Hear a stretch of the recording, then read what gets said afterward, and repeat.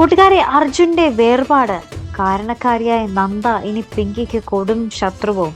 അതേ പ്രേക്ഷകരെ, നമുക്ക് ഇനി ആ ഒരു ഇന്ത്യവരത്തെ നടക്കുന്ന സംഭവങ്ങൾ, ഇന്ത്യവരത്തിൻ്റെ ആ ഒരു എന്താ പറയുക ദുർവിധി വരാനിരിക്കുന്നതേ ഉള്ളൂ എന്ന് തന്നെ പറയാം. നമ്മുടെ ഇന്നത്തെ എപ്പിസോഡിൽ നമുക്ക് കാണുവാൻ സാധിക്കുന്നുണ്ട് നമ്മുടെ നന്ദയ്ക്കൊപ്പം നമ്മുടെ അർജുനും പിങ്കിയും നന്ദയെ കൊണ്ടാക്കാൻ വരുന്നതാണ് നമ്മുടെ ഏലപ്പാറയിലേക്ക്. പക്ഷേ അവർക്കെന്തോ കുറച്ച് ദിവസം അവിടെ നിൽക്കേണ്ടതായിട്ട് വരുന്നുണ്ട്. നമ്മുടെ രാധിക കുറേ ആ ഒരു ക്ഷേത്രത്തിലൊക്കെ കുറേ നേർച്ചകളൊക്കെ നേർന്നിട്ടുണ്ടാകും നമ്മുടെ നന്ദയ്ക്ക് വിശേഷമാകാൻ വേണ്ടി. അപ്പം അതൊക്കെ നടത്തിയിട്ട് പോകാം എന്ന് നമ്മുടെ രാധിക പറയുമ്പോൾ ഇവർ മൂന്നുപേരും കൂടി ഏലപ്പാറയിൽ നിൽക്കുവാട്ടെ നമ്മുടെ രാധികയ്ക്കൊപ്പം നമ്മുടെ നന്ദയും അർജുനും പിങ്കിയും ഉണ്ട് കേട്ടോ. അപ്പോൾ ഈ ഒരു സമയത്താണ് നമ്മുടെ ബാലാജിയും നമ്മുടെ പുഷ്പനൊക്കെ ചേർന്ന് ആ ഒരു ചതി ഒരുക്കുന്നതും നമ്മുടെ നന്ദയെ അവിടെ നിന്നും എന്താ പറയുക തട്ടിക്കൊണ്ടുപോയി വക വരുത്താൻ ശ്രമിക്കുന്നതും ഒക്കെ.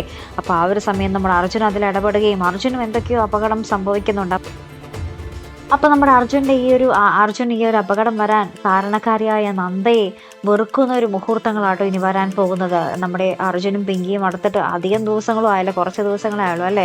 അപ്പോൾ അവരുടെ ആ ഒരു സ്നേഹം പ്രേമിച്ച് കൊതുതീരും മുമ്പേ തന്നെ അർജുൻ അപകടത്തിൽപ്പെട്ടതിൻ്റെ എല്ലാ ദേഷ്യവും നന്ദ കാരണമാണല്ലോ എന്നോർത്ത് നന്ദയോട് തീർക്കുന്ന ഒരു പിങ്കിയെ തന്നെയാട്ടോ നമുക്ക് ഇനി കാണുവാൻ സാധിക്കുന്നത്. പഴയ പിങ്കിയിലേക്ക് ഒരു തിരിച്ചു പോക്കോ എന്ന് സംശയിക്കുന്ന തരത്തിലുള്ള രംഗങ്ങളും നമുക്കിനി ചന്ദ്രകാന്തൻ എപ്പിസോഡിൽ കാണുവാൻ സാധിക്കും കേട്ടോ. അപ്പോൾ എന്തായാലും നമുക്ക് നോക്കാം അർജുൻ മരിക്കുമോ ഇല്ലയോ എന്നൊക്കെ നമുക്ക് കണ്ടു തന്നെ അറിയാം.